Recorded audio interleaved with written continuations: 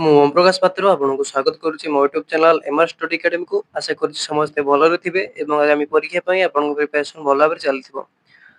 Childhood child development and ପେଡାଗୋଜିର ଆଜିରେ ଆମେ କିଛି previous year question ଗୁଡ଼ିକ ପ୍ରାକ୍ଟିସ କରିବା। ଆପଣ ଓଟିଇଟି 2026 ପାଇଁ ପ୍ରିପେୟାର ହୁଅନ୍ତୁ କିମ୍ବା ଜୁନିୟର ଟିଚର ବା ଆସିଷ୍ଟାଣ୍ଟ ଟିଚର 2026 ପାଇଁ ପ୍ରିପେୟାର ହୁଅନ୍ତୁ।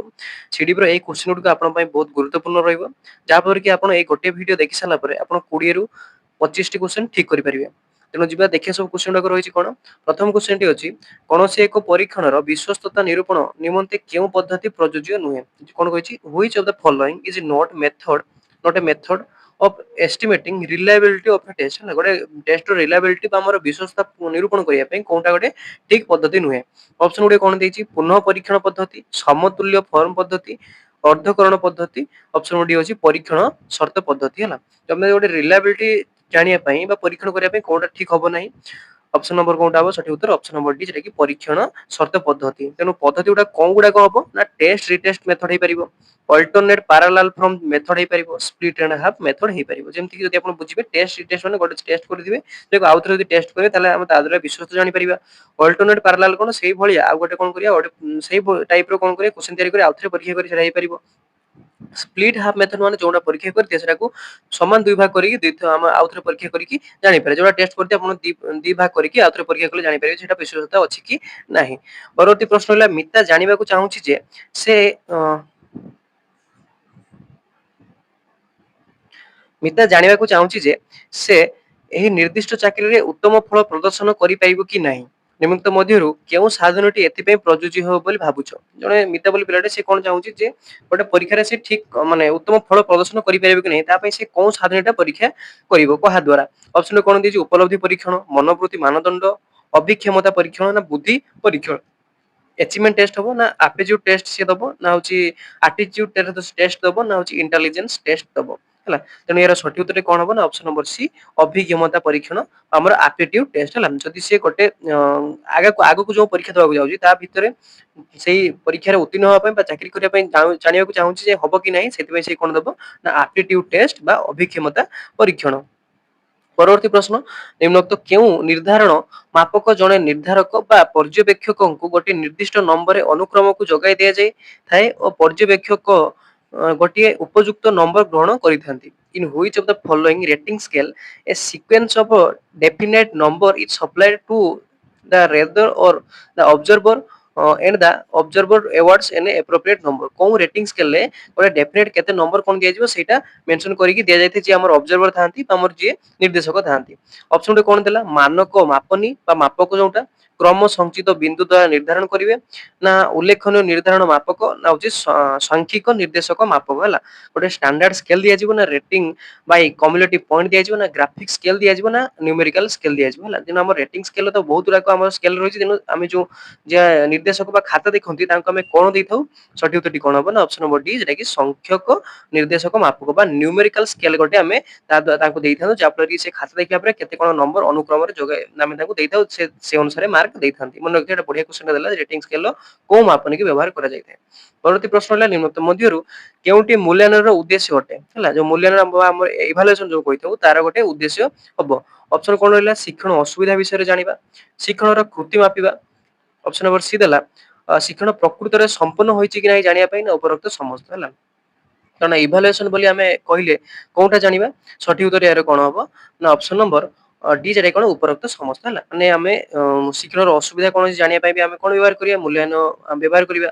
କୃତି ମାପିବା ପାଇଁ ବି ଆମେ ମୂଲ୍ୟାୟନ ବ୍ୟବହାର କରିବା। ଶିକ୍ଷଣର ପ୍ରକୃତରେ ସମ୍ପନ୍ନ ହୋଇଛି କି ନାହିଁ ଜାଣିବା ପାଇଁ ବି ଆମେ କ'ଣ ଇଭାଲୁଏସନ ଆମେ ବ୍ୟବହାର କରିବା। ପରବର୍ତ୍ତୀ ପ୍ରଶ୍ନ ଆସିଲା, ଏକ ପ୍ରଗତିଶୀଳ ବିଦ୍ୟାଳୟ ପାଠ୍ୟକ୍ରମର ଯୋଜନା ଏପରି ଉପାୟରେ ହେବା ଉଚିତ ଯେପରି ଗୋଟେ ପ୍ରଗତିଶୀଳ ବା ଆମର କ'ଣ ପ୍ରୋଗ୍ରେସିଭ ସ୍କୁଲରେ କରିକୁଲମ ଆମେ କେମିତି ପ୍ଲାନ କରିବା ଦରକାର। ଅପସନ ଗୁଡ଼ିକ କ'ଣ ଦେଇଛି, ପୁଅ ଓ ଝିଅ ପାଇଁ ଭିନ୍ନ ପ୍ରକାର ପାଠ୍ୟକ୍ରମ କରିବା ଦରକାର, ନା ହଉଛି ବୁଦ୍ଧିମାନ ପିଲାମାନେ ସାଧାରଣ ପିଲାଙ୍କ ସହ ମିଶିବା ପାଇଁ ଅନୁମତି ପାଉନଥିବା ପାଇଁ ସ୍କୁଲ ତିଆରି କରିବା, ନା ଶୈଶବରୁ ନିଜ ପସନ୍ଦ ଅନୁଯାୟୀ ବିଷୟ ବାଛିବାର ସ୍ୱାଧୀନତା ଥିବା ଦରକାର କରିବା, ନା ହଉଛି ପାଠ୍ୟକ୍ରମଟି ନମନୀୟ, ଉନ୍ନତ ଆଉ ସହଶୈକ୍ଷିକ କାର୍ଯ୍ୟକ୍ରମକୁ ନେଇ ହେଇଥିବ ସେମିତି ଗୋଟେ ଆମେ ତିଆରି କରିବା ପାଠ୍ୟ ଖସଡ଼ା ବା କରିକୁଲମ ଆମେ ତିଆରି କରିବା। ହେଲା, এই ପ୍ରଶ୍ନର ସଠିକ ଉତ୍ତରଟି କ'ଣ ହବ ନା ଅପସନ ନମ୍ବର ଡି, ଯେଟା କି ପାଠ୍ୟକ୍ରମଟି ନମନୀୟ ହେଇଥିବା ଦରକାର, ଉନ୍ନତ ଆଉ ସହଶୈକ୍ଷିକ କାର୍ଯ୍ୟକ୍ରମର ପୂର୍ଣ୍ଣ ଥିବ, ଯେମିତି କି ଫ୍ଲେକ୍ସିବୁଲ ହବ, rich in curriculum included various co curricular activity. ହେଲା, ପାଠ ଛଡ଼ା କି ଆହୁରି ଅନ୍ୟ ଯେମିତି କୋ କରିକୁଲାର ଆକ୍ଟିଭିଟି ସହିତ ଆମର ପାଠ୍ୟକ୍ରମଟା ତିଆରି ହେଇଥିବ। ପରବର୍ତ୍ତୀ ପ୍ରଶ୍ନ ହେଲା ନିମ୍ନୋକ୍ତ କେଉଁ ଉକ୍ତିଟି ଶିକ୍ଷଣ କାର୍ଯ୍ୟଧାରାର ଏକ ବୈଶିଷ୍ଟ୍ୟ ନୁହେଁ? ହେଲା। ୟା ଭିତରୁ କୋଉଟା ଆଡେ ଆମର ଫିଚର୍ସ ହବନି କାହାର ପ୍ରୋସେସ ଅଫ ଲର୍ଣ୍ଣିଂ ହେଲା ଆମର ଶିକ୍ଷଣର ଗୋଟେ ଫିଚର୍ସ ହବନି। ଅପସନ କଣ ଦେଇଛି ଶିକ୍ଷାନୁଷ୍ଠାନ କେବଳ ଏକମାତ୍ର ସ୍ଥାନ ଯେଉଁଠାରେ ଶିକ୍ଷଣ ହୋଇଥିବ। ଶିକ୍ଷଣ ଏକ ସମ୍ଭାବ୍ୟକ ପ୍ରକ୍ରିୟା। ଶିକ୍ଷଣ ଏକ ଲକ୍ଷ୍ୟାଭିମୁଖୀ ପ୍ରକ୍ରିୟା। ଅଶିକ୍ଷଣ ଅଣଶିକ୍ଷଣ ମଧ୍ୟ ଏକ ଶିକ୍ଷଣ ପ୍ରକ୍ରିୟା যেটা କି ଆମର କଣ କହିଥାଉ ଅନଲର୍ଣ୍ଣିଂ ପ୍ରୋସେସଟା ଗୋଟେ ଲର୍ଣ୍ଣିଂ ପ୍ରୋସେସ ହବ। ତେଣୁ ଆମର ଏହାର ସଠିକ ଉତ୍ତର କଣ ହବ ଯେହେତୁ ଏଠି କଣ ଦେଇଛି ବୈଶିଷ୍ଟ୍ୟ ନୁହେଁ ତେଣୁ ଏଟା ଟିକେ ମାର୍କ କରିକି ଦେଖୁଥିବେ ଯେ ଅଟିଟା ସବୁବେଳେ ନୁହେଁ ଏମିତି ଲଗେଇ ଦେଖିଥିବେ ଆପଣ ଦେଖିନଥିବେ କିନ୍ତୁ ଅପସନଟା ମାରି ଦେଇକି ଆସିଥିବେ ହେଲା। ତେଣୁ ଏହାର ସଠିକ ଉତ୍ତରଟି କଣ ହବ ନା ଅପସନ ନମ୍ବର ଏ ଦେଖିଛି ଶିକ୍ଷାନୁଷ୍ଠାନ କେବଳ ଏକମାତ୍ର ସ୍ଥାନ ଯୋଉଠାରେ ଶିକ୍ଷଣ ହୋଇପାରିବ ଏଇଟା ଭୁଲ ଅଛି ଶିକ୍ଷଣ ଅନୁସାରେ ଏଟା ଭୁଲ ହବ କିନ୍ତୁ ଶିକ୍ଷଣ ଏକ ସମ୍ଭାବକ ପ୍ରକ୍ରିୟା ଯେଟା କି ଆମ କମ୍ପ୍ରିହେନ୍ସିଭ ପ୍ରୋସେସ ଠିକ ଅଛି। ଲର୍ଣ୍ଣିଂ ଇଜ ଗୋଲ ଓରିଏଣ୍ଟେଡ ସବୁବେଳେ ତାର ଗୋଟେ ଲକ୍ଷ୍ୟ ରହିଥାଏ ଆଉ all learning is also learning process ମାନେ ହଉଛି ସବୁବେଳେ ଯେ ଆମେ କଣ ଫର୍ମାଲି ଲର୍ଣ୍ଣିଂ ଯେଟା କି କ୍ଲାସରୁମ ଆମେ ପଢିଥାଉ କ୍ଲାସରୁମ ଏନଭାୟରନମେଣ୍ଟ ସେଇଟା ବି ସବୁବେଳେ ଆମର ଶିକ୍ଷା ବୋଲି କହିହବନି। ସୋସିଆଲି ବି ଆମେ ସ୍କୁଲ ବାହାରେ ବି ଆମେ କଣ କରିବା ଇନଫର୍ମାଲ ଯେଟା ଏଜୁକେସନ ବି କୁହାଯାଏ ସେଇଠି ଆମେ କଣ କରିବା ଶିକ୍ଷଣ ଆମେ ପାଇପାରିବା ହେଲା। ତେଣୁ ପରବର୍ତ୍ତୀ ପ୍ରଶ୍ନ ଅଛି WK 1970 ଙ୍କ ମତରେ ନୈତିକ ପରିପକ୍ୱତା ସାଧାରଣତଃ କଣ ହେଲା। ଯୋଉ ଆମର WK 1970 ମସିହା ଥିଲେ ଏସିଏଷ୍ଟ that normal moral maturity involves moral ଯୋଉ ମ୍ୟାଚୁରିଟି ସେଟା କଣ ହେଇଥାଏ ନିଃସ୍ୱାର୍ଥପରତା ଓ ଯୁକ୍ତିବାଦିତା ସ୍ୱାୟତ୍ତତା ଓ ବିବିଧତା ଦଣ୍ଡ ଦେବା ଓ ଆଦେଶ ମାନିବା ସାମାଜିକ ବ୍ୟକ୍ତି କେନ୍ଦ୍ରିକ ହେଲା। ତେଣୁ ଏ ଗୋଟେ ସାଇକୋଲୋଜିଷ୍ଟ ଅନୁସାରେ ଦେଲା ସେ ଆମ ମ୍ୟାଚୁରିଟି କୁ କଣ କହିଥିଲେ ତେଣୁ ଆପଣ ଟିକେ ଯୋଉ ଦେଖିଦେଇଥିବେ ସାଇକୋଲୋଜିଷ୍ଟ ମାନଙ୍କର ଯୋଉ ସେଣ୍ଟେନ୍ସ ଗୁଡାକ ସେ ଦେଇଛନ୍ତି ତା ଭିତରେ ଟିକେ ମେନ୍ ପଏଣ୍ଟ ଗୁଡାକ ଟିକେ ଦେଖିଦେଇଥିବେ। ତେଣୁ ଏଠି ଦେଲା WK ଅନୁସାରେ ତେଣୁ ଏହାର ସଠିକ ଉତ୍ତରଟା କଣ ହବ ନା ଅପସନ ନମ୍ବର ଏ ଯୋଉଟା କି ନିଃସ୍ୱାର୍ଥପରତା ଆଉ ଯୁକ୍ତିବାଦିତା ହେଲା। ଅଲ୍ଟରିଜିମ୍ ଆଉ ହଉଛି କଣ ନା ରେସିଓନାଲିଟି ହେଲା ଯୁକ୍ତିବାଦିତା ହବ ଆଉ ନିଃସ୍ୱାର୍ଥପରତା ହବ। WK 1970 ରେ ଯୋଉ ଦେଇଥିଲେ ତାଙ୍କ ଅନୁସାରେ ମ୍ୟାଚୁରିଟିର ଅର୍ଥ ହଉଛି ନିଃସ୍ୱାର୍ଥପରତା ଆଉ ଯୁକ୍ତିବାଦିତା। ପରବର୍ତ୍ତୀ ପ୍ରଶ୍ନ ହେଲା କେଉଁ ବୟସରେ ଶିଶୁ ନିଜର ସହପାଠୀ ଦଳରେ ଏକ ସକ୍ରିୟ ସଦସ୍ୟ ଭାବେ ଆରମ୍ଭ କରେ ଓ ଅଭିଭାବକଙ୍କ ଠାରୁ ସ୍ୱାଧୀନ ହେବାକୁ ଚେଷ୍ଟା କରିଥାଏ ହେଲା। ତେଣୁ ଏଟା ଦେଇଥିଲା ଆମର ଯୋଉ ଷ୍ଟେଜ ଗୁଡାକ ରହିଲା ତାର କ୍ୟାରେକ୍ଟର କେମିତି ରହିବା ଦରକାର ଏବେ ଦେଇଥିଲା। ତେଣୁ ଅପସନ କଣ ଦେଇଛି 4 ରୁ 5 ବର୍ଷ ଭିତରେ ରହିବ ସେମିତି ନା 5 ରୁ 8 ବର୍ଷ 11 ରୁ 12 ବର୍ଷ ନା 15 ରୁ 16 ବର୍ଷ ବୟସ ଭିତରେ ସେ କଣ କରିବ ନା ତାର ଗୋଟେ ଯୋଉ ଗ୍ରୁପ ଥିବ ତା ଭିତରେ ସେ ଗୋଟେ ଆକ୍ଟିଭ ମେମ୍ବର ହବା ପାଇଁ ଚେଷ୍ଟା କରିବ ଆଉ କଣ କରିବ ନା ଇଣ୍ଡିପେଣ୍ଡେଣ୍ଟ ତା ପ୍ୟାରେଣ୍ଟସ ପାଖରେ ରହିବା ପାଇଁ ଚେଷ୍ଟା କରିବ। ତେଣୁ ସେଟା କୋଉ ବୟସରେ ହେଇଥାଏ ସଠିକ ଉତ୍ତର ଅପସନ ନମ୍ବର ସି ଯେଟା କି 11 ରୁ 12 ବର୍ଷ ସମୟରେ 11 ରୁ 12 ବର୍ଷ ସମୟରେ ସେମିତି ରହିବା ପାଇଁ ଚେଷ୍ଟା କରିବେ। ଆପଣ ପାଇଁ ଗୋଟେ ହୋମୱାର୍କ ରହିଲା ଆପଣ ମତେ କହିବେ 11 ରୁ 12 ବର୍ଷରେ ସେ କୋଉ ଷ୍ଟେଜରେ ଥିବ ଯେମିତି କି ଆମର ଇନଫାନ୍ସି ପ୍ରି ଚାଇଲ୍ଡହୁଡ ଏଗୁଡା ସବୁ ଭିତରେ ଇଏ କୋଉ ଏଡଲ୍ଟ ଚାଇଲ୍ଡହୁଡ ଏଡୋଲସେନ୍ସ ଏମିତି ସବୁ ଆସିବ ହେଲା। ତେଣୁ ଇଏ ଯୋଉ 11 ରୁ 12 ବର୍ଷ ବୟସଟା ଆମେ କୋଉ ଷ୍ଟେଜରେ ତାକୁ ରଖିବା ଆପଣ ଏଟା ହୋମୱାର୍କ ରହିଲେ ମତେ କମେଣ୍ଟ ସେକ୍ସନରେ ଜଣେଇବେ ଯେ ଏଟା କୋଉ ଷ୍ଟେଜରେ ଆମର କୁହାଯିବ। ପରବର୍ତ୍ତୀ ପ୍ରଶ୍ନ ରହିଛି କେଉଁଠି କୈଶୋର ଅବସ୍ଥାର ଏକ ସାମାଜିକ ପରିବର୍ତ୍ତନରେ ଅନ୍ତର୍ଭୁକ୍ତ ହେଲା ଯୋଉଟା କି ଏଡୋଲସେନ୍ସରେ ଆମର ସୋସିଆଲ ଚେଞ୍ଜ ତା ଭିତରେ କଣ ଦେଖାଯାଏ। ଅପସନ ଗୋଟେ କଣ ଦେଇଛି ଭୟ ଓ ଲାଜ ବୟସ୍କ ମାନଙ୍କ ପରି ବ୍ୟବହାର କରିବା ଚାଞ୍ଚଲ୍ୟତା ଦେଖାଯିବ ନା କଳ୍ପନା କରିବା ଦେଖାଯିବ। ଏଡୋଲସେନ୍ସରେ ଆମର ସାମାଜିକ ବା ସୋସିଆଲ ଚେଞ୍ଜେସ କଣ ଆସିଥାଏ ସଠିକ ଉତ୍ତର ହବ କଣ ଅପସନ ନମ୍ବର ବି ସେଟା କଣ ଅଛି ବୟସ୍କ ମାନଙ୍କର ବ୍ୟବହାର କରିବା। ଏଡୋଲସେନ୍ସ ଟାଇମରେ ପିଲାମାନେ ନିଜକୁ ମ୍ୟାଚୁର ମାନେ ଏଡଲ୍ଟ ଅନୁସାରେ ଦେଖିବା ପାଇଁ ଚେଷ୍ଟା କରନ୍ତି ଯେ ଆମେ ମ୍ୟାଚୁର ହେଇଯାଇଛୁ ହେଲା ତାଙ୍କ ଭିତରେ ଏଇଭଳିଆ ଗୁଣ ସୋସିଆଲି ଦେଖାଯାଏ। ସେମାନେ ବଡ ବଡ ଲୋକ ସହିତ କଥା କହିବା ଚେଷ୍ଟା କରନ୍ତି ସେମାନେ ଯଦି ଆଲୋଚନା କରନ୍ତି ସେଠି ବସିବା ପାଇଁ ଚେଷ୍ଟା କରନ୍ତି ତେଣୁ ଏମିତି ରିଲେଟ କରି ଆପଣ ମନେ ରଖିପାରିବେ ସୋସିଆଲି ଏଇଟା ଚେଞ୍ଜ ହେଇଥାଏ। ପରବର୍ତ୍ତୀ ପ୍ରଶ୍ନ ହେଲା ବ୍ୟକ୍ତିଗତ ଦକ୍ଷତାକୁ ସର୍ବଦା ସମାନ ଓ ନିର୍ଭୁଲ ଭାବେ ମାପି ପାରୁଥିବା ପରୀକ୍ଷଣକୁ ଗୁଣକୁ କଣ କୁହାଯାଏ ହେଲା। when a test measures individual's ability ହେଲା individual ability ମାପୁଥିବ consistently and accurately then the quality of the test knowledge ହେଲା ଜଣଙ୍କର ଇଣ୍ଡିଭିଜୁଆଲ ଏବିଲିଟି କୁ କନଷ୍ଟାଣ୍ଟଲି ମେଜର କରୁଥିବା ଆଉ ଏକୁରେଟଲି ମେଜର କରୁଥିବା ତାକୁ ଆମେ କଣ କହିବା ବୈଧତା କହିବା ବିଶ୍ୱସନୀୟତା କହିବା ଆଉ ବସ୍ତୁନିଷ୍ଠତା କହିବା ନା ଲକ୍ଷ୍ୟ କେନ୍ଦ୍ରିକ କହିବା ହେଲା। ଏହାର ସଠିକ ଉତ୍ତର କଣ ହବ ନା ଅପସନ ନମ୍ବର ବି ବିଶ୍ୱସନୀୟତା ମାନେ ରିଲାବିଲିଟି କହିବା। ଯଦି ଗୋଟେ ଲୋକର କଣ କରୁଛି ସିଏ ଏବିଲିଟି ଯାହା ଇଣ୍ଡିଭିଜୁଆଲ ଏବିଲିଟି ଅଛି ସେଟାକୁ ସିଏ କନଷ୍ଟାଣ୍ଟଲି ମେଜର କରୁଛି ଆଉ ଏକୁରେଟଲି ବି ମେଜର କରୁଛି ତାକୁ ଆମେ କଣ କହିବା ତା ଭିତରେ ରିଲାବିଲିଟି ଅଛି ବା ବିଶ୍ୱସନୀୟତା ଆମର ରହିଛି ହେଲା। ପରବର୍ତ୍ତୀ ପ୍ରଶ୍ନ ରହିଛି କେଉଁଟି ପାଠ୍ୟକ୍ରମର ଏକ ପ୍ରକାର ନୁହେଁ ହେଲା ଆମର କରିକୁଲମ ଅନୁସାରେ ଏଟା ଦେଇଥିଲା ଯେ ଆମେ କୋଉଟାକୁ କହିବାନି ଯେଟା ପାଠ୍ୟକ୍ରମ ନୁହେଁ ବୋଲି। ଅପସନ କଣ ଦେଲା ଶିଶୁ କେନ୍ଦ୍ରିକ ଅଭିଜ୍ଞତା ଭିତ୍ତିକ ଅଞ୍ଚଳ ଭିତ୍ତିକ କର୍ମ କେନ୍ଦ୍ରିକ ଆମେ କାହାକୁ କହିବାନି ଯେ ଆମେ କରିକୁଲମ ଭିତରେ କୋଉ ଟାଇପର ଆସିବ ନାହିଁ। ତେଣୁ ଏହାର ସଠିକ ଉତ୍ତର କଣ ହବ ନା ଅପସନ ନମ୍ବର ଡି ଯାହାକି କର୍ମ କେନ୍ଦ୍ରିକ ହେଲା। ତେଣୁ ଏହା ଯେତେବେଳେ ଆମେ କଣ କରିବା କରିକୁଲମ ତିଆରି କରିବା ସେଥିରେ ଶିଶୁ କେନ୍ଦ୍ରିକ ଆସିବ ଅଭିଜ୍ଞତା ଭିତ୍ତିକ ଆସିବ ଅଞ୍ଚଳ ଭିତ୍ତିକ ଆସିବ କିନ୍ତୁ କର୍ମ କେନ୍ଦ୍ରିକ ଆକ୍ଟିଭିଟି ସେଣ୍ଟର୍ଡ ଆସିବନି ହେଲା। ଆକ୍ଟିଭିଟି ବେସ୍ଡ ଟିଚିଂ ଆମେ ଯେତେବେଳେ ଟିଚିଂ ପ୍ରୋସେସ ଦବା ସେତେବେଳେ ଦବା କିନ୍ତୁ ଆମେ ଯେତେବେଳେ କରିକୁଲମ ତିଆରି କରିବା ସେତେବେଳେ ଆମେ ଆକ୍ଟିଭିଟି ସେଣ୍ଟର୍ଡକୁ ନେଇକି ଆମେ ତିଆରି କରିବାନି ହେଲା। ସେଟା କ୍ଲାସରୁମ ଏନଭାୟରନମେଣ୍ଟରେ ତିଆରି ହବ କିନ୍ତୁ କରିକୁଲମ ତିଆରି ବେଳେ ସେମାନେ ଦେଖିଥାନ୍ତି କଣ ଚାଇଲ୍ଡ ସେଣ୍ଟର ହବା ଦରକାର ଏକ୍ସପିରିଏନ୍ସ ହବା ଦରକାର ରିଲିଜିଅନ ଉପରେ ହବା ଦରକାର ତାହେଲେ ପିଲାଙ୍କୁ ପଢିବା ପାଇଁ ପାଇଁ କରିକୁଲମକୁ ବା ଆମର ଯୋଉଟା ପାଠ୍ୟକ୍ରମକୁ ପଢିବା ପାଇଁ ଭଲ ଲାଗିବ, କିନ୍ତୁ ଆକ୍ଟିଭିଟି ସେଣ୍ଟର ଯେତେବେଳେ କରିକୁଲମ ତିଆରି ହୁଏ ସେତେବେଳେ ନଥିବ ହେଲା। ତେଣୁ ପରବର୍ତ୍ତୀ ପ୍ରଶ୍ନ ଦେଖିବା, ବଢିଆ କ୍ୱେଶ୍ଚନଟା ଥିଲା, ଟିକେ ଦେଖିଦେଇଥିବେ ଏଇଟା। ଲବ୍ଧାଙ୍କ ବଣ୍ଟନ ସାଧାରଣ କିମ୍ବା ପାଖାପାଖି ସାଧାରଣ ହୋଇଥିବା ସମୟରେ କେଉଁ ପରିସଂଖ୍ୟାନ ମୂଳକ ପ୍ରଣାଳୀ ଉପଯୋଗ ହୁଏ? ଯଦି କଣ ହେଇଥିବ ଆମର କୋଉ ପ୍ରକାର ଷ୍ଟାଟିଷ୍ଟିକାଲ ମେଥଡ ଆମେ ବ୍ୟବହାର କରିଥାଉ, is useful when the distribution of scorer is normal or near to normal, ମାନେ ପୁରା ସାଧାରଣ ମାନେ କଣ ପାଖାପାଖି ହେଇଥିବ। ଅପସନ କଣ ହେଇଛି ମାନକ ବିଚ୍ୟୁତି, ସ୍ୱାଭାବିକ ସମ୍ଭାବ୍ୟ ଚକ୍ର ହେଲା, ହାରାହାରି ବିଚ୍ୟୁତି ନା ହଉଛି ମଧ୍ୟମା। ତେଣୁ ଷ୍ଟାଣ୍ଡାର୍ଡ ଡେଭିଏସନ ବାହାର କରିବା ନା ନର୍ମାଲ ପ୍ରୋବାବିଲିଟି କର୍ଭ ବାହାର କରିବା ନା ଏଭରେଜ ଡେଭିଏସନ ବାହାର କରିବା ନା ମିଡିଆନ ବୋଲି ବାହାର କରିବା। ତେଣୁ ଏହାର ସଠିକ ଉତ୍ତର କଣ ହବ ନା ଅପସନ ନମ୍ବର ସି ହବ ନହେଲେ ବି ହବ। ଏଟା ଦିଟା ଅଫିସିଆଲ ଆନ୍ସର କିରେ ଦେଇଥିଲା ଆମର ଏଭରେଜ ଡେଭିଏସନ ହେଲା, କିନ୍ତୁ ଗୁଗୁଲରେ ଦଉଛି କଣ ନା ନର୍ମାଲ ପ୍ରୋବାବିଲିଟି କର୍ଭ ହେଲା। ତେଣୁ ଏଟା ଦେଖିଦେଇଥିବେ କଣ ହବ, ଏଟା ହାରାହାରି ବିଚ୍ୟୁତି ମତେ ଲାଗୁଛି ଠିକ ହବ। ତେଣୁ ଏଟା ମାରିକି ଯିବେ ଯେ ଆମେ ଯେହେତୁ ଗୋଟେ ଦିଟା ପଏଣ୍ଟ ଭିତରେ ପାଖାପାଖି ଅଛି, ତେଣୁ ସେଠି ଆମେ ହାରାହାରିଟା ବାହାର କରୁ, ତେଣୁ ମଝିରେ ପଏଣ୍ଟ ଆସିଯିବ ନା, ତେଣୁ ସେଥିପାଇଁ ହାରାହାରିଟା ମତେ ବେଶୀ ଠିକ ଲାଗୁଛି। ତେଣୁ ଏଟା ଟିକେ ଦେଖିଦେବେ ନିଜେ ଟିକେ। ଅଫିସିଆଲ ଆନ୍ସର କିରେ ଆମର ଦେଇଥିଲା ସିଟା ହେଲା, କିନ୍ତୁ ଗୁଗୁଲରେ ଦଉଛି ବି ବୋଲି, ଯେ ସ୍ୱାଭାବିକ ସମ୍ଭାବ୍ୟ ଚକ୍ର ବା ନର୍ମାଲ ପ୍ରୋବାବିଲିଟି କର୍ଭ ବାହାର କରିବେ ହେଲା। ତେଣୁ ଅଫିସିଆଲ ଅନୁସାରେ ଯିବା ଦରକାର, ତେଣୁ ହାରାହାରି ବିଚ୍ୟୁତିଟା ଠିକ ହବ। ପରବର୍ତ୍ତୀ ପ୍ରଶ୍ନ ହେଲା ଜନ୍ମରୁ କୈଶୋର ଅବସ୍ଥା ମଧ୍ୟରେ ବୈଦିକ ବିକାଶ ଓ ପ୍ରକୃତ ବୟସକୁ ନେଇ ଅଙ୍କିତ ଲେଖଚିତ୍ରର ଆକାର କିପରି ହେବ ହେଲା।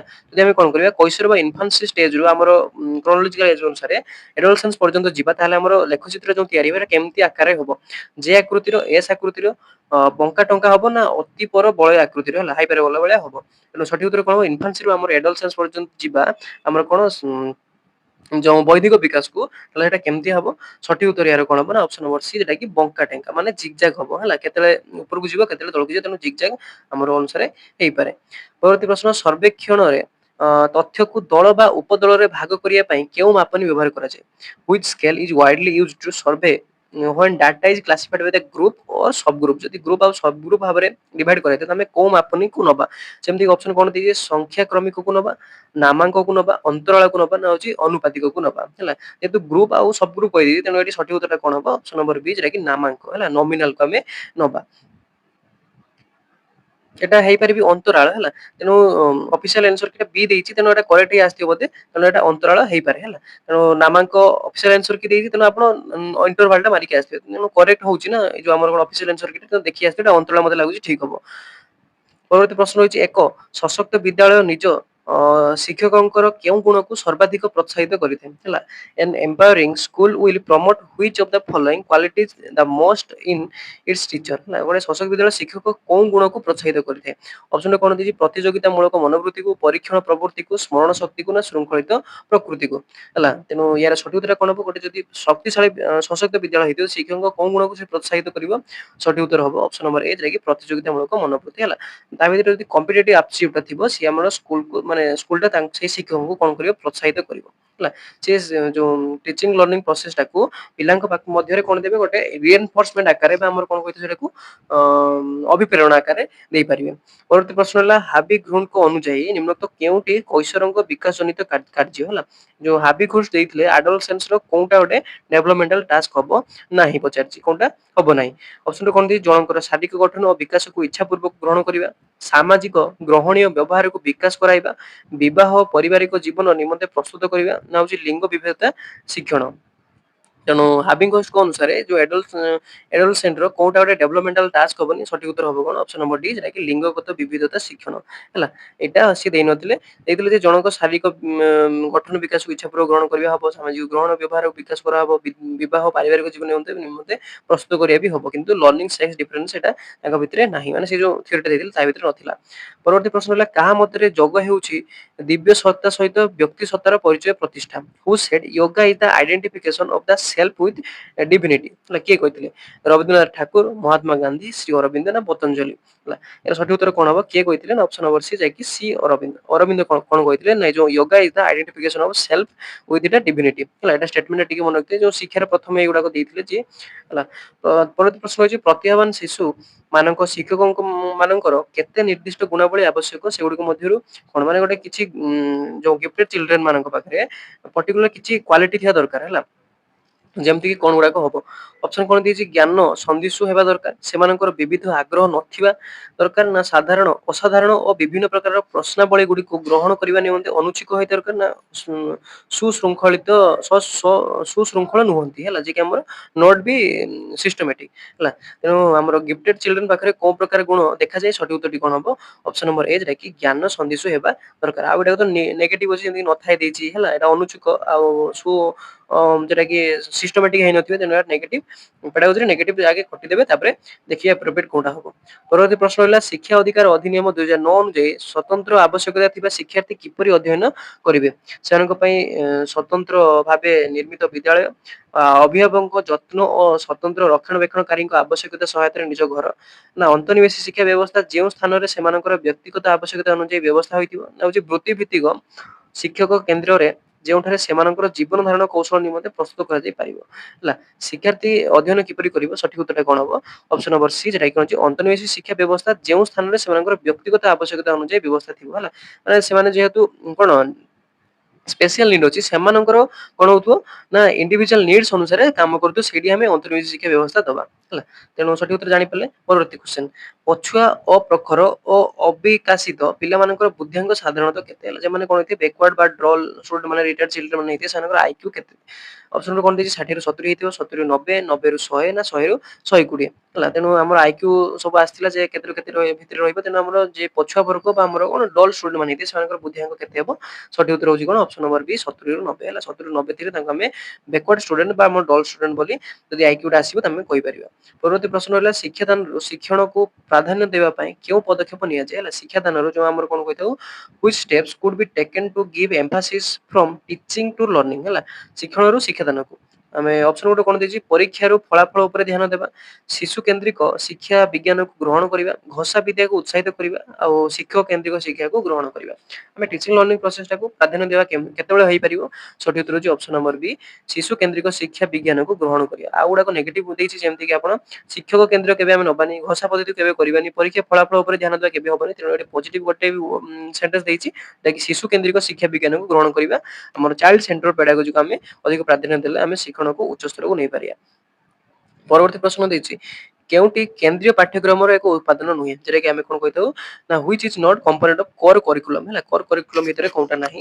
ଅପସନ କଣ ଦେଇଛି? ସାମ୍ବିଧାନିକ କର୍ତ୍ତବ୍ୟବୋଧ, ବିଦେଶର ସଂସ୍କୃତି ଓ ପରମ୍ପରାର ଅଧ୍ୟୟନ, ପରିବେଶ ସୁରକ୍ଷା, ବୈଜ୍ଞାନିକ ମନୋବୃତ୍ତି ହେଲା। ତ କରିକୁଲମ ଭିତରେ କୋଉଟା ନାହିଁ? କର କରିକୁଲମ ଭିତରେ କୋଉଟା ନାହିଁ? ସଠିକ ଉତ୍ତରଟି କଣ ହବ? ଅପସନ ନମ୍ବର ବି, ବିଦେଶ ସଂସ୍କୃତି ଓ ପରମ୍ପରା ଅଧ୍ୟୟନ, ଏଇଟା ନାହିଁ। ସାମ୍ବିଧାନିକ କର୍ତ୍ତବ୍ୟବୋଧ ଅଛି, ପରିବେଶ ସୁରକ୍ଷା ଅଛି, ବୈଜ୍ଞାନିକ ମନୋଭାବ ଅଛି, କିନ୍ତୁ ବିଦେଶ ସଂସ୍କୃତି ପରମ୍ପରା ଏଇଟା କରିକୁଲମ ତିଆରି ବେଳେ ତାର ଗୋଟେ କମ୍ପୋନେଣ୍ଟ ହବ ନାହିଁ। ପରବର୍ତ୍ତୀ ପ୍ରଶ୍ନ, କେଉଁଟି ଏକ ପ୍ରକ୍ଷେପିତ ଶିକ୍ଷଣ ସାମଗ୍ରୀ ନୁହେଁ ହେଲା? ଏଟା ଆମର ଟିଏଲଏମ ଯୋଉ ତାର ଯୋଉ କେତେ ପ୍ରକାର ତା ଭିତରେ ଆସିଲା। ଅପସନ ଗୁଡା କଣ ଦେଇଛି? ପ୍ରକ୍ଷେପଣ ମାନେ କଣ? ଯେଟା ପ୍ରୋଜେକ୍ଟ ଟିଚିଂ ଏଣ୍ଡ ଭିତରେ ଯାଉନି। ସ୍ଲାଇଡ ପ୍ରୋଜେକ୍ଟର, ବ୍ଲାକ୍ ବୋର୍ଡ, ଓଭର ହେଡ ପ୍ରୋଜେକ୍ଟର, ନା ହଉଛି ଏପିଡୋସ୍କୋପ ହେଲା। ତେଣୁ ସଠିକ ଉତ୍ତର କଣ ହବ? କୋଉଟା ଏଟା ଆମର ପ୍ରୋଜେକ୍ଟ ଭିତରେ ଯିବନି, ପ୍ରୋଜେକ୍ଟ ଯୋଉ ଟିଚିଂ ଏଣ୍ଡ ଭିତରେ ଯିବନି। ସଠିକ ଉତ୍ତର ହଉଛି ଅପସନ ନମ୍ବର ବି, ବ୍ଲାକ୍ ବୋର୍ଡ। ବ୍ଲାକ୍ ବୋର୍ଡ ଟା କେବେ ପ୍ରୋଜେକ୍ଟ, ପ୍ରୋଜେକ୍ଟ ମାନେ ଗୋଟେ ପରଦା ପକେଇକି ଆମେ କରିପାରୁଛୁ ଯୋଉଟା, ସେଟାକୁ ପରଦା ମାନେ ଆମର କଣ ପ୍ରୋଜେକ୍ଟ ଟିଚିଂ ଏଣ୍ଡ ବୋଲି କୁହାଯାଏ। ତେଣୁ କଳା ପରଦାଟା ହବନି। ତାପରେ କ୍ୱେଶ୍ଚନ, ଅନ୍ତର୍ନିହିତ ସ୍ଥିରତା କିପରି ମପାଯାଇ ପାରିବ? How can the internal consistency can be measured? ଯେ ଇଣ୍ଟରନାଲ କନସିଷ୍ଟେନ୍ସି ଆମେ କୋଉ ଆକାରରେ ମାପି ପାରିବା, କୋଉ ମାପନୀ ସାହାଯ୍ୟରେ? ଅପସନ କଣ ଦେଇଛି? ଘଟଣାବଳୀ ବିବରଣୀ, ପରୀକ୍ଷଣ ପୁନର୍ପରୀକ୍ଷଣ ପଦ୍ଧତି, ଅର୍ଦ୍ଧକରଣ ପଦ୍ଧତି, ନା କୌଣସିଟି ନୁହେଁ ହେଲା। ଯୋଉ ଆମର କନସିଷ୍ଟେନ୍ସି ପାଇଁ କଣ ବ୍ୟବହାର କରିଥାଉ? ଏନକୋଡାଟଲ ରେକର୍ଡ ମେଥଡ, ନା ଟେଷ୍ଟ ରିଟେଷ୍ଟ ମେଥଡ, ନା ସ୍ପ୍ଲିଟ ହାଫ ମେଥଡ, ନା ଅନ୍ ଅଫ ଦ ଏବଭ ହେଲା। ତେଣୁ ଏହାର ସଠିକ ଉତ୍ତରଟା କଣ ହବ? ଅପସନ ନମ୍ବର ସି, ଯେଟା କି ଅର୍ଦ୍ଧକରଣ ପଦ୍ଧତି ବା ସ୍ପ୍ଲିଟ ହାଫ ମେଥଡ ଦ୍ୱାରା ଆମେ କଣ ଇଣ୍ଟରନାଲ କନସିଷ୍ଟେନ୍ସି କୁ ମାପି ପାରିବା ବା ଅନ୍ତର୍ନିହିତ ସ୍ଥିରତାକୁ ଆମେ ମାପି ପାରିବା। ପରବର୍ତ୍ତୀ ପ୍ରଶ୍ନ ହେଲା, ନିମ୍ନୋକ୍ତ ମଧ୍ୟରୁ କେଉଁଟି ଶିକ୍ଷଣ ଅସମର୍ଥ ଶିଶୁର ବୈଶିଷ୍ଟ୍ୟ ଅଟେ? ଯେ କି କଣ ହେଇଥିବ? which of the following is the characteristics of learning disabled child? learning disabled student ମାନେ ଷ୍ଟୁଡେଣ୍ଟ ପାଖରେ ବା ଚାଇଲ୍ଡ ପାଖରେ କୋଉ ପ୍ରକାର ଗୁଣ ଦେଖାଉଥିବ? ଅପସନ କଣ ଦେଇଛି? ଠିକ ଭାବରେ ସଂଖ୍ୟାକୁ ପଢି ନ ପାରି, ଯେମିତି କି 6 କୁ 9 ପଢିବା, 3 କୁ 8 ପଢିବା, ସେଟା ଥିବ। ଅଲଗା ଅକ୍ଷର ଯେମିତି କି ବି କୁ ଡି, ପି କୁ କ୍ୟୁ ପଢୁଥିବା, ନା ହଉଛି ଅକ୍ଷର ସଂଯୋଗ ଯେମିତି କି want କୁ what, what କୁ what, ଏଗୁଡା ସବୁ ପଢୁଥିବ। ତେଣୁ ଆଉ ଗୋଟେ ଡି ଅଛି କଣ? ଉପରୋକ୍ତ ସମସ୍ତ। ତେଣୁ ଯୋଉଗୁଡାକ ଆମେ ଡିଜେବଲ୍ଡ ଚାଇଲ୍ଡ, ସେମାନେ କୋଉ ପ୍ରକାର ଗୁଣ ଦେଖାଯାଉଥିବ ତାଙ୍କ ଭିତରେ? ସେଠି ହଉଛି ଅପସନ ନମ୍ବର ଡି, ଯେଟା କି ଉପରୋକ୍ତ ସମସ୍ତ। ମାନେ ସିଏ 6 କୁ 9 ପଢୁଥିବ, 3 କୁ 8, ବି କୁ ଡି, ସବୁ କ୍ଷେତ୍ରରେ ସେ କଣ ହଉଥିବ? ଉଲ୍ଟା ଏମିତି ପଢି ପାରୁଥିବ, ମାନେ ବୁଝି ପାରୁନଥିବ, ତାକୁ ଆମେ କଣ କହିବା? ଲର୍ଣ୍ଣିଂ ଡିଜେବଲ୍ଡ ଚାଇଲ୍ଡ ବୋଲି କହିବା। ପରବର୍ତ୍ତୀ ପ୍ରଶ୍ନ ହେଲା, ଆବେଗ ସୃଷ୍ଟିର କାରଣ?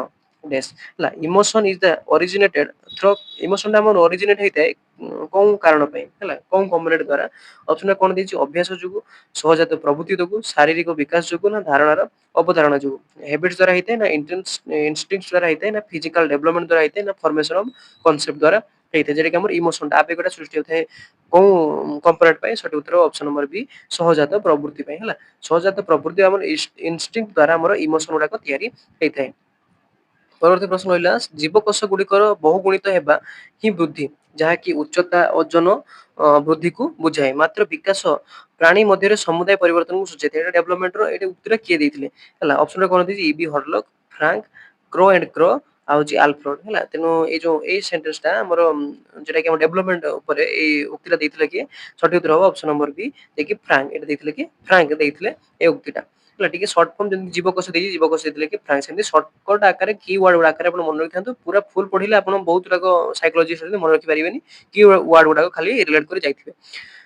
ପରବର୍ତ୍ତୀ ପ୍ରଶ୍ନ ଅଛି ନିମ୍ନୋକ୍ତ କେଉଁଟି ଜ୍ଞାନ ସଂଗଠନର ଶିକ୍ଷଣର ନିୟମ ନୁହେଁ ଯେଟା କି ଆମେ କଣ କହିଥାଉ କନଷ୍ଟ୍ରକ୍ଟିଭିଜମ ଲର୍ଣ୍ଣିଂ ର ଗୋଟେ ଆମର ନିୟମ ହବନି ବା ଆମର ଲ ଯାଉନି ପ୍ରିନ୍ସିପଲ ଭିତରେ ଅପସନରେ କଣ ଦେଇଛି ଶିକ୍ଷାର୍ଥୀ ନିଜେ ନିଜ ନିମନ୍ତେ ଜ୍ଞାନ ସଂଗଠନ କରିଥାଏ ଶିକ୍ଷଣ ଏକ ଜ୍ଞାନ ସଂଗଠନ ପ୍ରକ୍ରିୟା ଶିକ୍ଷଣ ଏକ ସାମାଜିକ କ୍ରିୟା ବା କାର୍ଯ୍ୟ ଶିକ୍ଷକ ଶ୍ରେଣୀ କକ୍ଷରେ କୌଣସି ସମସ୍ୟାର ସମାଧାନରେ ଉପନୀତ ହେବା ନିମନ୍ତେ ଚେଷ୍ଟା କରିଥାନ୍ତି ହେଲା ଆମର କନଷ୍ଟ୍ରକ୍ଟିଭ ଲର୍ଣ୍ଣିଂ ଭିତରେ କୋଉଟା ଯାଉଛି ସଠିକ ଉତ୍ତର କଣ ହବ ଅପସନ ନମ୍ବର ଡି ଯାହାକି ଶିକ୍ଷକ ଶ୍ରେଣୀ କକ୍ଷରେ କୌଣସି ସମସ୍ୟା ସମାଧାନରେ ଉପନୀତ ହେବା ପର୍ଯ୍ୟନ୍ତ ସେ ଚେଷ୍ଟା କରି ଯଦି କରୁଥିବେ ତାହେଲେ ଏଟା କଣ କୁହାଯିବ କନଷ୍ଟ୍ରକ୍ଟିଭିଜମ ଲର୍ଣ୍ଣିଂ ବୋଲି କୁହାଯିବ।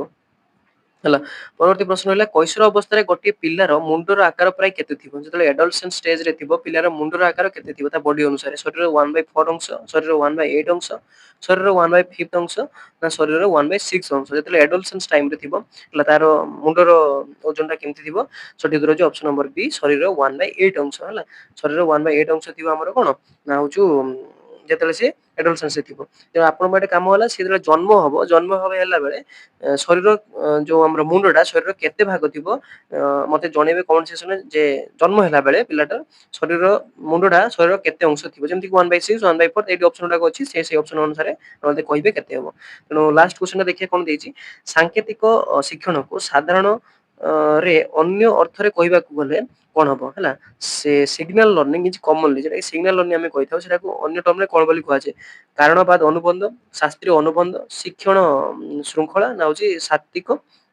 ଶାବ୍ଦିକ ସହଯୋଗୀ ଶିକ୍ଷଣ ହେଲା operant conditioning classical conditioning chain learning ନା ହଉଛି ଭର୍ବାଲ ଆସୋସିଏଟେଡ ଲର୍ଣ୍ଣିଂ ହେଲା ସିଗ୍ନାଲ ଲର୍ଣ୍ଣିଂକୁ ଆମେ କଣ ବୋଲି କହିଥାଉ ସଠିକ ଉତ୍ତର option number B classical conditioning ବା ଶାସ୍ତ୍ରୀୟ ଅନୁବନ୍ଧ ଆମେ କହିଥାଉ ହେଲା କ୍ଲାସିକାଲ କଣ୍ଡିସନିଂ କିଏ ଦେଇଥିଲେ ଆମର ହଉଛନ୍ତି ପାବଲୋ ସେ ଅନୁସାରେ ସିଗ୍ନାଲ ମାନେ କଣ ଗୋଟେ ଆମର ଷ୍ଟିମୁଲସ ଥିବ ସେ ଅନୁସାରେ ରେସ୍ପନ୍ସ ହବ ତେଣୁ ଗୋଟେ ସିଗ୍ନାଲ ଆକାରରେ ଯାଉଛି ତେଣୁ ସେ ଅନୁସାରେ ରିଲେଟ କରିବା ମନେ ରଖିପାରିବେ ଆମର ସିଗ୍ନାଲ ଲର୍ଣ୍ଣିଂକୁ ଆମେ କଣ କହିପାରିବା ନା କ୍ଲାସିକାଲ କଣ୍ଡିସନିଂ ମଧ୍ୟ କହିପାରିବା ତେଣୁ ଏତିକି ଥିଲା ଆମର ସିଡିପି ର କ୍ୱେଶ୍ଚନଟା ଆଶା କରୁଛି ଆପଣ ଭିଡିଓଟି ଫୁଲ ଦେଖିଥିବେ ଯଦି ଭିଡିଓଟି ଫୁଲ ଦେଖିଥିବେ ଆପଣ ଯଦି ଇନଫର୍ମେଟିଭ ଲାଗିଥିବ ଭିଡିଓଟିକୁ ଲାଇକ୍ କରିଦେବେ ଆଉ ଏମିତି ଭିଡିଓ ଗୁଡିକ ପ୍ରତିଦିନ ଦେଖିବା ପାଇଁ ଆପଣ ଚ୍ୟାନେଲଟିକୁ ସବସ୍କ୍ରାଇବ କରି ବେଲ ନୋଟିଫିକେସନ ଯୋଉ ଅଛି ସେଟାକୁ ଅଲରେ ସେଟ୍ କରିଦେବେ ଯାହାଫଳରେ କି ଯେତେବେଳେ ଭିଡିଓ ଅପଲୋଡ ହଉଛି ଯୋଉ ଟପିକରେ ଆପଣଙ୍କ ପାଖରେ ପ୍ରଥମେ ପହଞ୍ଚି ପାରିବ ତେଣୁ ଯଦି ଏହାର ପିଡି ଆପଣ ଦରକାର ଅଛି ପ୍ରାକ୍ଟିସ କରିବା ପାଇଁ ତାହେଲେ ମୁଁ ଡେସ୍କ୍ରିପସନରେ ମୋ ଟେଲିଗ୍ରାମ ଲିଙ୍କ ଦେଇଦେବି ସେଠି ଆପଣ ଯାଇ ଟେଲିଗ୍ରାମ ଜଏନ୍ ହେଇଯାନ୍ତୁ ସେଠି ମୁଁ ଅପଲୋଡ କରୁଛି ସବୁ ବର୍ଷର କ୍ୱେଶ୍ଚନ ଗୁଡାକ ଯାହା ସବୁ ଏଠି କ୍ଲାସ କରୁଛି ତେଣୁ ଶୀଘ୍ର ଯାଇ ଜଏନ୍ ହେଇଯାନ୍ତୁ ତେଣୁ ଆଜି ପାଇଁ ରହୁଛି ନୂଆ ଟପିକରେ ଆପଣଙ୍କ ସହିତ ଦେଖା ହବ ସେଥିପର୍ଯ୍ୟନ୍ତ ରହୁଛି ଧନ୍ୟବାଦ।